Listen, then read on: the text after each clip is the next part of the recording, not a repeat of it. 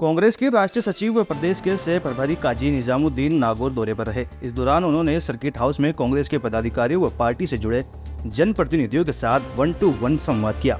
जिले की विभिन्न विधानसभा से दावेदारी जता रहे उम्मीदवारों ने काजी से मुलाकात कर अपनी दावेदारी जताई।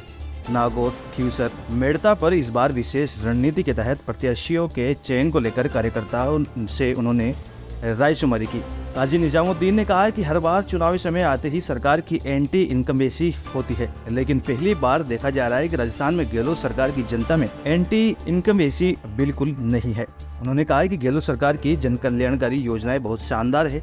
नागौर सर्किट हाउस में पीसीसी सदस्य डॉक्टर सहदेव चौधरी के साथ नागौर विधानसभा क्षेत्र के ग्रामीण और शहरी क्षेत्र के जनप्रतिनिधि और कांग्रेस कार्यकर्ताओं ने पहुंचकर नागौर विधानसभा क्षेत्र से डॉक्टर सहदेव चौधरी अपनी दावेदारी पेश की और इस संबंध में सह प्रभारी काजी निजामुद्दीन ने बंद कमरे में लंबी बात की। इस दौरान वरिष्ठ कांग्रेसी और पदाधिकारियों एवं उनके समर्थक भी भारी तादाद में मौजूद रहे। नागौर जिले की विभिन्न विधानसभा क्षेत्र के विधानसभा चुनाव के टिकट के दावेदारों ने भी अपने अपने बायोडाटा काजी को पेश किए। काजी निजामुद्दीन से मिलने वालों में कांग्रेस के खींवसर और मेड़ता विधानसभा क्षेत्र के अलग अलग गुट थे और सभी गुटों ने अपनी ताकत दिखाई। विधानसभा वार शक्ति प्रदर्शन भी किया, नारेबाजी कर अपना वर्चस्व दिखाने की कोशिश की। जिला कांग्रेस कार्यालय में कांग्रेस कार्यकर्ताओं ने कांग्रेस सह प्रभारी काजी निजामुद्दीन, सफाई कर्मचारी आयोग अध्यक्ष किशन लाल, संगठन प्रभारी गजेंद्र सांकला, प्रदेश सचिव देशराज मीणा का कांग्रेस जिला अध्यक्ष जाकिर हुसैन ने स्वागत किया।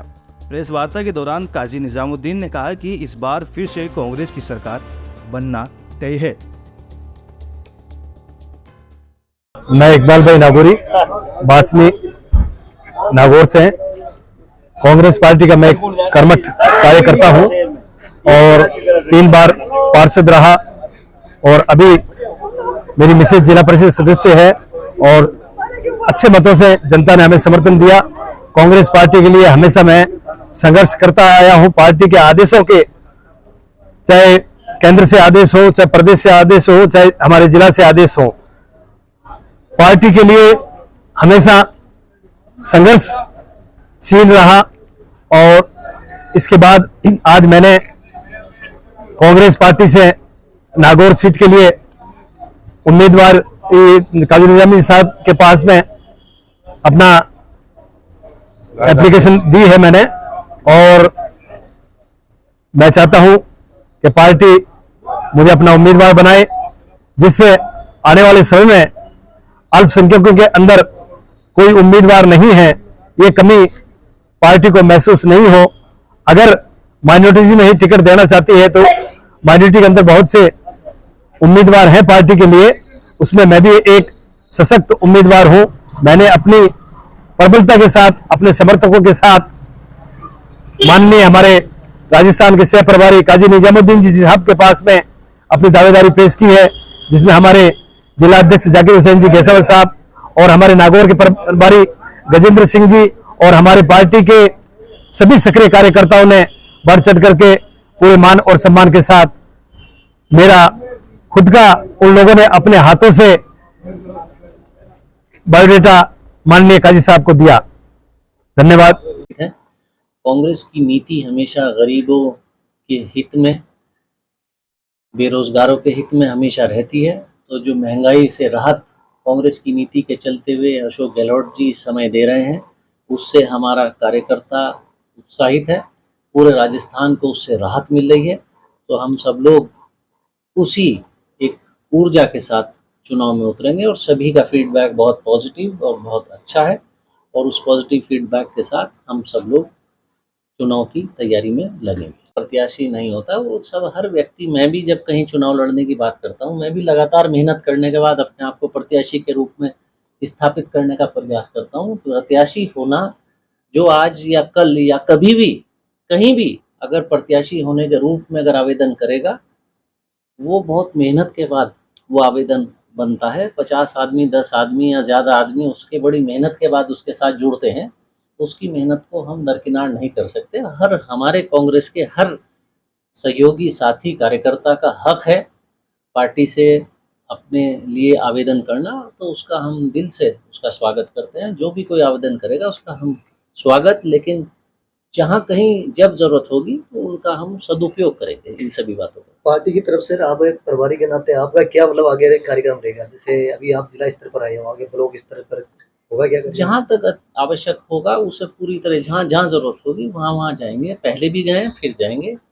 कांग्रेस का मूल मंत्र जनता से संपर्क स्थापित करने का है, और अभी हाल फिलहाल आपने देखा भी कि राजस्थान में ही लगभग 20 दिन के लगभग यहाँ यात्रा राहुल जी की रही, 22 दिन। और उसमें राहुल जी ने सभी नेताओं को कहा था कि संपर्क अगर कहीं किसी का कम हुआ है तो दोबारा बढ़ाएं।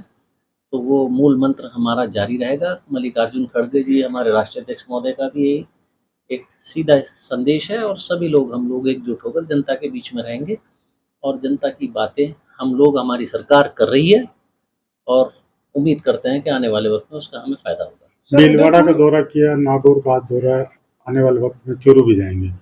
जो राजस्थान विधानसभा पिछले चुनाव में कांग्रेस सीटें हार गई थी, इनको लेकर क्या रणनीति है? उन सीटों, जैसे नागौर में भी काफी सीटें कांग्रेस के हाथ से चली गई, 4 सीटें, उनको जीतने के लिए क्या रणनीति? हम परबत्सर कितनी बार हार चुके थे, 4-5 बार परबत्सर हार चुके थे। परबत्सर हमने जीती थी पिछली बार। हमने धोद, हम कई बार हम लगातार सीकर में धोद विधानसभा हम हार रहे थे, हम वो जीते थे। तो अब के भी हमारा प्रयास रहेगा कि जहाँ हमारी परफॉर्मेंस कमज़ोर रही उनको हम सुधारें, और जहाँ हम अच्छी परफॉर्मेंस दे पाए थे उसको हम मेंटेन रखने का प्रयास करें। सर, जैसे उदयपुर सम्मेलन हो या उससे पहले पार्टी की जो बड़ी मीटिंग हुई, उसमें ये चीजें तय हुई थी कि जो लोग 2 बार लगातार हार चुके हैं उनको टिकटें नहीं दी जाएगी विधानसभा या लोकसभा में। ऐसी बात तो ये ये चीजें आपने कहाँ से पढ़ी? मैंने नहीं पढ़ी, क्योंकि उदयपुर सम्मेलन में मैं मौजूद था। कोई 2 बार हारने या 3 बार हारने वाले का कहीं जिक्र या चर्चा नहीं थी। वहाँ युवाओं को प्रोत्साहित करने की बात थी। उदयपुर सम्मेलन में जो रेजोल्यूशन था, वहाँ पर संकल्प आया था, वो संकल्प रातों रात या 1 दिन या 15 दिन या 1 महीने में लागू नहीं किया जा सकता। वो over the period of time उसको हम लागू करेंगे। सबसे पहले उसमें तात्कालिक एक बात थी जिसमें भारत जोड़ो यात्रा सम्मिलित थी, वो राहुल जी के नेतृत्व में कांग्रेस पार्टी ने की। फिर हाथ से हाथ जोड़ो यात्रा का संकल्प था, वो हमने किया। धीरे धीरे जो उस संकल्प के तहत जो समयबद्ध तरीके से हम उन सारे अपने रेजोल्यूशंस को धरातल पर कांग्रेस पार्टी उतारने का काम करेगी, लेकिन वो ओवरनाइट नहीं हो सकता। वो धीरे अभी धीरे ये मान के चले कि इस विधानसभा चुनाव में पार्टी गुरेज नहीं करेगी, चाहे वो 2 बार वो हारे हुए। जब चुनाव की प्रक्रिया शुरू होगी, ये उस समय की बात है। अभी आज चुनाव की कोई प्रक्रिया नहीं है, तो आज इस पर हाइपोथेटिकल बात और हाइपोथेटिकल जवाब देना कोई अकलमंदी नहीं। कई सीटें ऐसी है, या जिला अध्यक्ष की बात करें तो पार्टी के अंदर कोई चेहरा बदल नहीं रहा है। जैसे पुराने जिला अध्यक्ष थे जाकिर साहब, उनको वापस बना दिया गया है। नया कुछ हो नहीं रहा है। जैसे नागौर विधानसभा सीट की बात करें तो लंबे समय से आपके अल्पसंख्यक मतलब जैसे मुस्लिम समाज से ही प्रत्याशी उतारा जा रहा है। क्या पार्टी चेंज करने का नहीं, ना कोई मुस्लिम समाज को टिकट दिया जाता, ना किसी अगड़े को, ना किसी पिछड़े को। वो तो वक्त और मौका उस टाइम जो होता है। तो ये किसी धर्म या जाति के नाम पर टिकट ना दिया कोई पार्टी नहीं देती। मैं नहीं समझता कोई भी पार्टी देती होगी, लेकिन जो उस समय उचित, बेहतर, औरों में सबसे बेहतर दिखाई देता है उसको टिकट देने की बात सदा बनी रहती है। तो आइंदा भी इसी तरह की कोई बात बनी रहेगी। कोई समाज से जुड़ा हुआ कोई टिकट किसी भी सीट पर कहीं कोई बंधावा नहीं होता।